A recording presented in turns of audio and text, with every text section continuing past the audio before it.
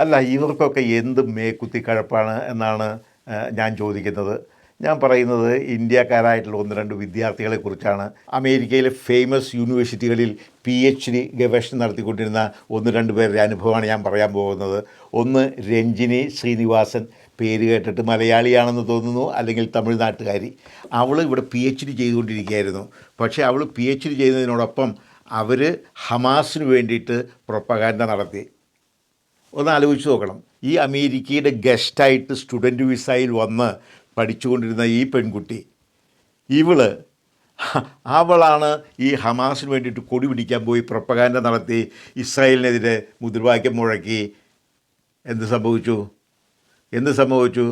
ഇവിടുത്തെ immigration department കയ്യാമം വയ്ക്കുന്നതിന് മുമ്പ് തന്നെ അവൾ ബുദ്ധിപൂർവ്വം ഓടിച്ചാടി സ്ഥലം വിട്ടു, പഠനം ഉപേക്ഷിച്ച്. കാരണം കയ്യാമം വരുന്നു എന്നവൾക്ക് മനസ്സിലായി. അതുപോലെ തന്നെ വേറൊരുത്തനെ ഇന്നലെ ബാദർ ഖാൻ സുരി എന്ന് പറയുന്ന ഒരുത്തനെ, പേര് കേട്ടിട്ട് വടക്കേ ഇന്ത്യക്കാരനാണ്, UP കാരനാണ് എന്ന് തോന്നുന്നു.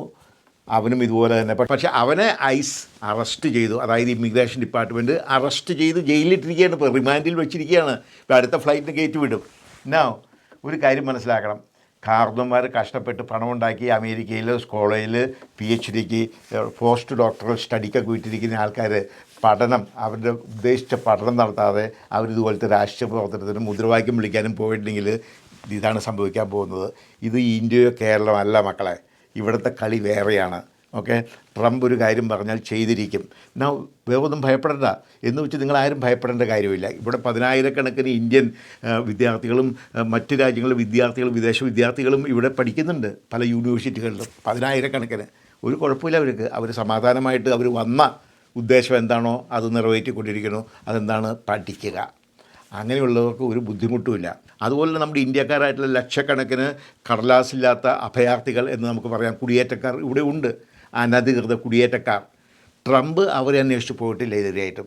ട്രംപ് ഇവിടെ നാട് കടത്തിക്കൊണ്ടിരിക്കുന്നത് ക്രിമിനൽസായിട്ടുള്ള കൊലപാതകം, ബലാത്സംഗം, ബാലപീഡനം, ബാങ്ക് കൊള്ള തുടങ്ങിയ കൊടും ക്രിമിനൽസിനെ മാത്രമാണ് അദ്ദേഹം നാട് കടത്തിക്കൊണ്ടിരിക്കുന്നത്.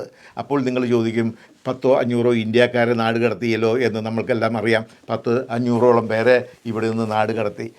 അവർ ഒരിക്കലും അമേരിക്കയുടെ അകത്ത് കടന്നിട്ടില്ല.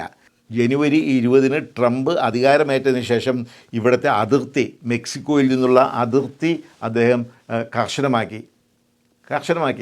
അതിനു മുമ്പ് ആർക്ക് വേണമെങ്കിലും കൊണ്ട് കടക്കാമായിരുന്നു. പക്ഷേ ജനുവരി 20 ട്രംപ് അധികാരമേറ്റപ്പോൾ ആ അതിർത്തി അദ്ദേഹം ബലപ്പെടുത്തി.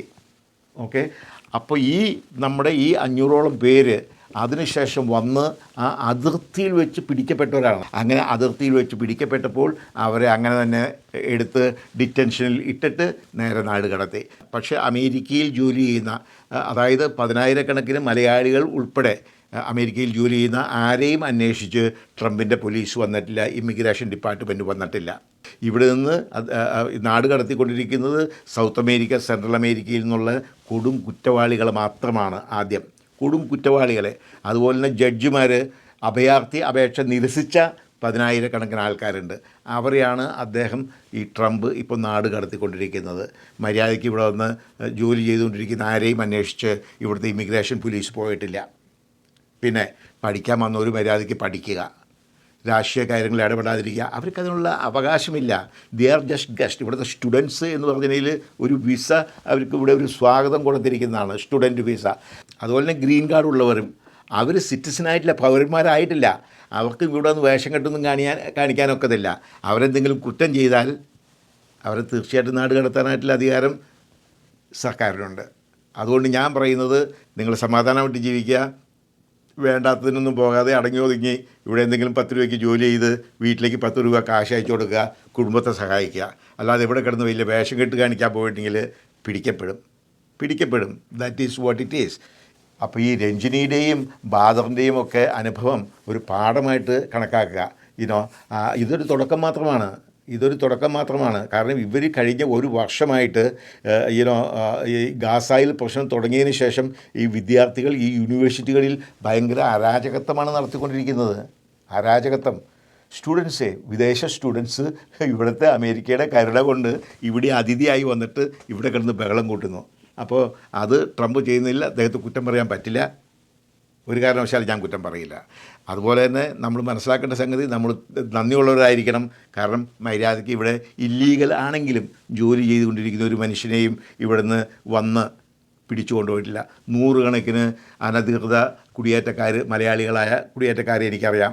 അവർ ജോലി ചെയ്യുന്നു, പെട്രോൾ പമ്പിലും റെസ്റ്റോറൻറ്റിലും ഇന്ത്യൻ കടകളിലും ഒക്കെ ജോലി ചെയ്യുന്നു, പൈസ സമ്പാദിക്കുന്നു.